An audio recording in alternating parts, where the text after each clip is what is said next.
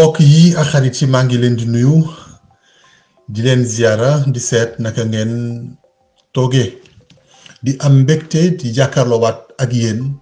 ngir mën a waxtaanee li nga xam ni mooy xew-xew bu mag bi am ci biir réew mi te concerné doomu Sénégal yi ne ci biir réew mi ak yi ne ci biti réew mi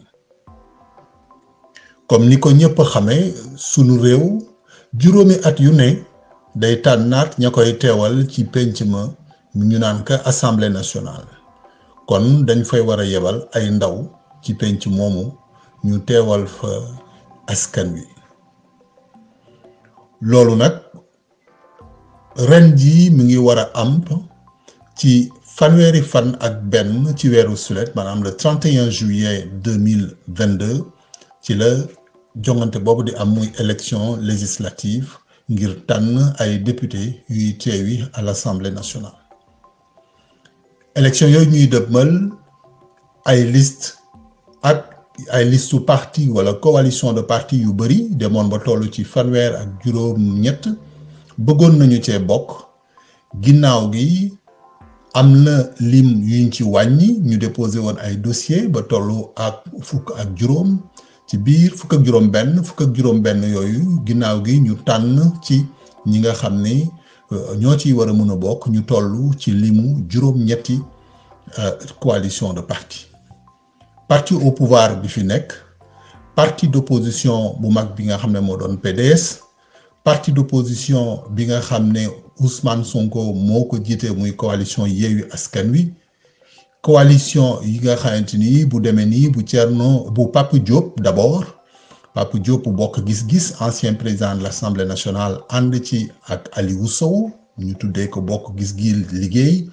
am beneen coalition bu ñu tuddee Aar Sénégal te Thierno Alassane Sall ancien ministre di ko jiite ànd ci ak ñu bëree bëri ñu demee ni Abdourahmane Diouf Thierno Bocoum am beneen liste bu ñu tuddee bunt bi ak beneen liste boo xamante ni bi Pape Djibril Fall moom moo koy jiite kon nga gis ne juróom-ñetti liste yi nga xam ne ak naataange réew mi lii mooy juróom-ñetti liste yi nga xam ne ñoo nar a jongante ngir ñu tànn ci seen biir askan wi tànn ci juróom-ñett ñooñu ñaan ñoo leen di teewali ci pencu ndaw réew mi fii ñu toll nag seen laaj moo doon lan lañu mën a jàngatee ci lii fi xew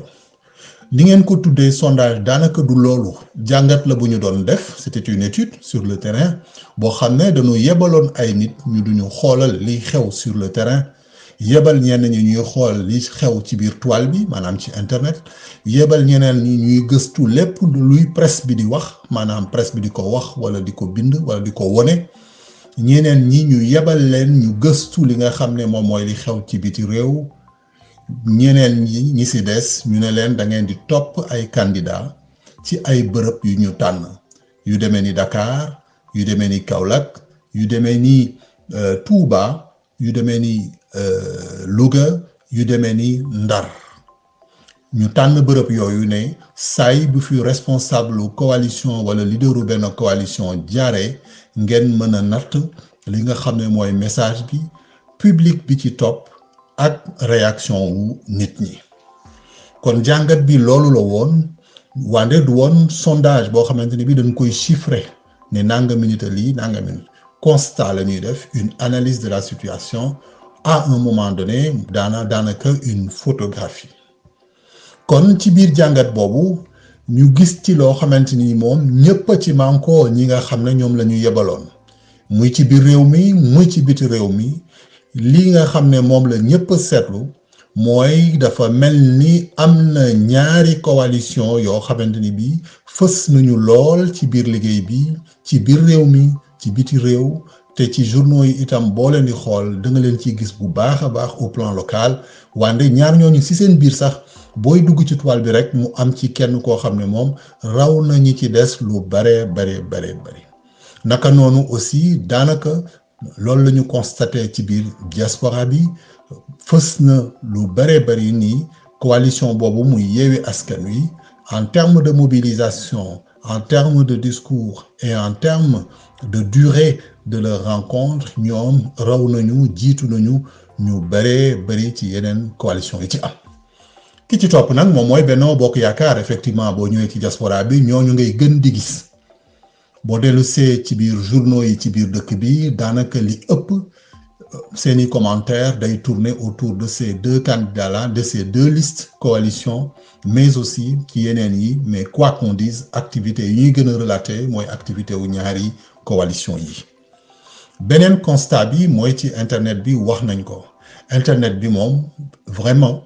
am na ci avance bu mag a mag boo xamante ni bii Yewwi Askan Wi moo ko am par rapport aux autres naka noonu aussi sur kan moo gën a drainer du public kan moo gën a drainer du monde lors des meetings des caravanes des points de presse ak toutes les autres opérations électorales démarches de mobilisation des électeurs yi nga xam ne day am sur le terrain au quotidien seetlu bi mooy globalement c'est partout où Ousmane Sonko a fait son doxantu où nemmeeku ji ay candidats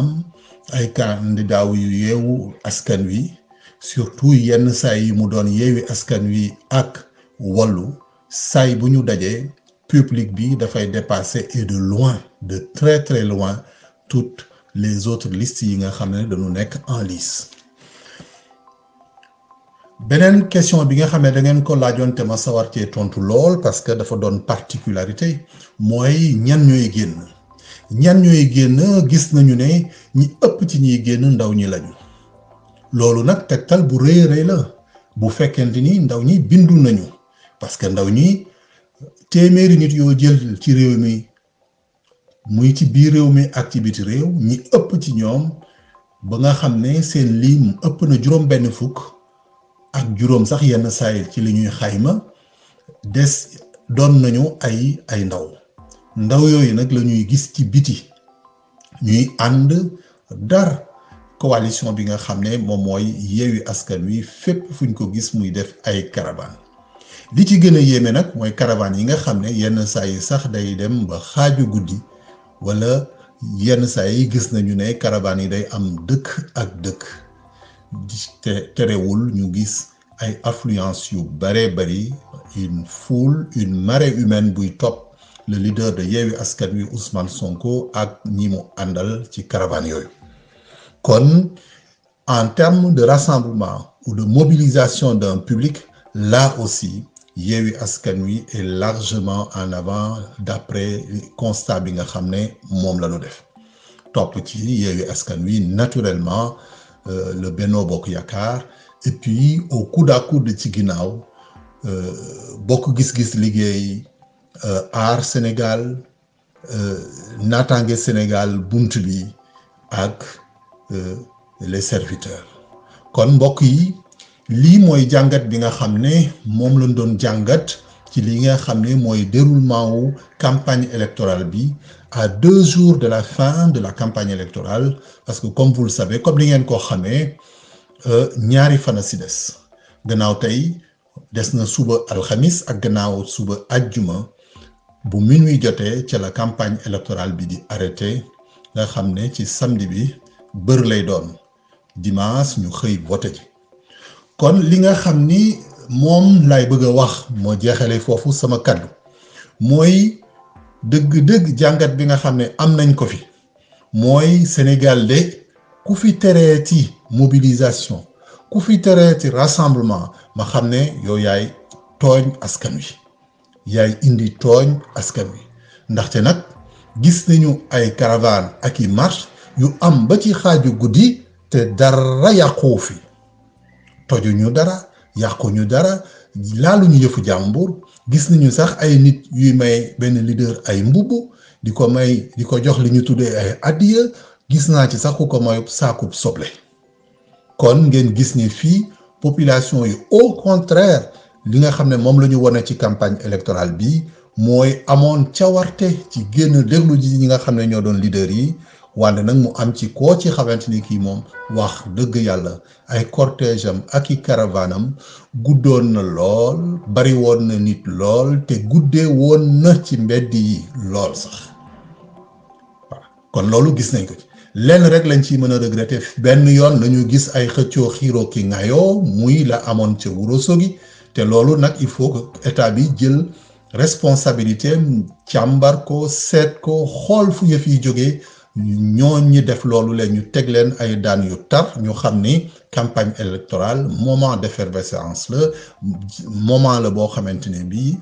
candidat yi wala aspirant yi wala responsable parti yi wala coalition de parti yi dañuy présenter seen offre politique aux populations mais en particulier aux électeurs pour ñu mën leen a voter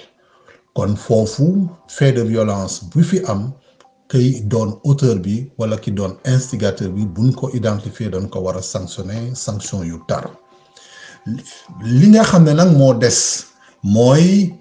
gis nañu ne campagne électorale bi ki nga xam ne moo ëpp ci li muy xëcc mbooloo muy Ousmane Sonko yeggagul fi nga xam ne mooy fiefam muy la région sud du Sénégal nga xamante ni bii en particulier Ziguinchor fa la ne te gis nañu ne saay bu mbooloo dajaloo mu am ay nit yu ci wàññiku te li koy indi mooy ay forces de l'ordre yu ciy dugg te gis nañu partout au Sénégal fi nga xam ne Ousmane Sonko dem na fa force de l'ordre yi téye seen bopp mandu wala ñu nekk en civil wala ñoo xam naka lañ fa nekkee woon mais en tout cas kenn gisu leen pëccoxoo amul coow amul dara yàquwu fa kon boog ñu ngi leen di woo di leen ñaan ci opération bi nga xamante ni bii moom moo des mu nga xamante ni leaderu Yewwi Askan Wi muy maire commune bu Ziguinchor muy Ousmane Sonko dafa nar a dem tamit ci goxam muy Ziguinchor te ñu yaakaar ni ko nit ñi teeroo fépp ci Sénégal bu demee Ziguinchor aussi noonu la nar a mel te li ñuy ñaan mooy autorités yi jël seeni responsabilité ba wax dëgg yàlla dégguñu benn yoon benn grenade dégguñu benn yoon fu ñu tiré fetal kon bu fi kenn dee bu fi kenn gaañu bu fi kenn loru nañu organiser ñu suivre yëf yi encadrer manifestation bi encadrer les heures de campagne électorale qui vont se dérouler dans la région de Ziguinchor ak li nga xam ne moo nar a am à Ziguinchor kon loolu responsabilité wu état bi la coalition Yewwi Askan Wi ak son leader dem nañu fu ne